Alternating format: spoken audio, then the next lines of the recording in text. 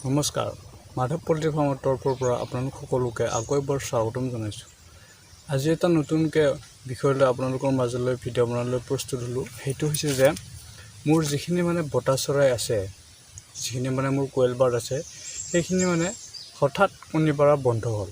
এইটো কিহৰ কাৰণে হ'ল বা তাৰ উপায় কি, এতিয়া মই আপোনালোকক জনাবলৈ চেষ্টা কৰিম যে বতা চৰাইখিনি কি হ'ল। মোৰ বতা চৰাইখিনি 40 ডেইজত কণীৰ পৰা ষ্টাৰ্ট কৰিছিল আৰু এতিয়া প্ৰায় 4 মাহমান হ'ল কণীৰ পৰা। এতিয়া টোটেলি ষ্টপ হৈ গৈছে, এটাও কণীৰ পৰা নাই। তো কিহৰ কাৰণে হৈছে মই জনাম যে সিহঁতক কি হয়, সোনকালে কণী পৰাব নালাগে। প্ৰায় 2 মাহলৈ সিহঁতে মিচিউৰিটি হ'ব দিব লাগে। অলপ দেৰিকৈ সিহঁতক লেয়াৰ দানাটো অলপ দেৰিকৈ খুৱাব লাগে। প্ৰায় ষ্টাৰ্টাৰটো সিহঁতক 45-50 দিনমানলৈকে খুৱাব লাগে। তাৰপিছতহে আমি লেয়াৰ দানাটো পাৰিলে দিব লাগে। তেতিয়া খুব ভাল, বেছি দিন সিহঁতে কণী পাৰে। গতিকে তাৰ পৰা আমি কি হয়,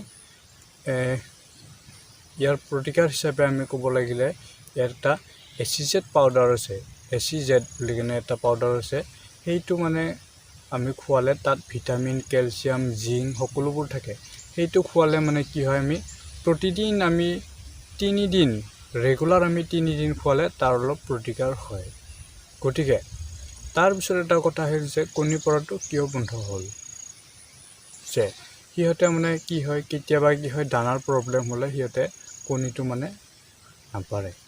আৰু কি বুলি হয়, লাইটৰ এটা বহুত ক্ষমতা আছে, যে কণী পৰাত লাইটৰ বহুতো ক্ষমতা আছে।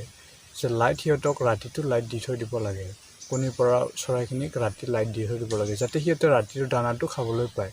আৰু কণীটো যাতে সিহঁতে তেতিয়াই দানাটো খাবলৈ পালে তেতিয়া সিহঁতে কণী পৰালৈ সক্ষম হয়। আৰু দানাৰ ব্ৰেণ্ডৰ ওপৰতো সেইটো ডিপেণ্ড কৰে, যে আপোনালোকে যদি এটা কমজুৰি ব্ৰেণ্ডৰ দানা দিয়ে তেতিয়াহ'লে সিহঁতে কণী সদায় পাৰিবলৈ সক্ষম নহয়।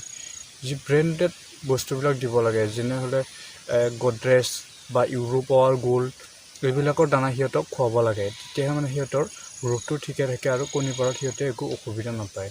গতিকে মই কি কৰিছোঁ, এতিয়া কণী পৰাটো বন্ধ হৈছে।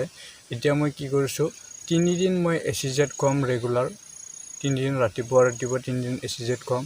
তাৰপিছত মই 3 দিন ভিটামিন খুৱাম, ভিটাকন বা ভিমাৰেল যিকোনো এটা হ'লে হয়।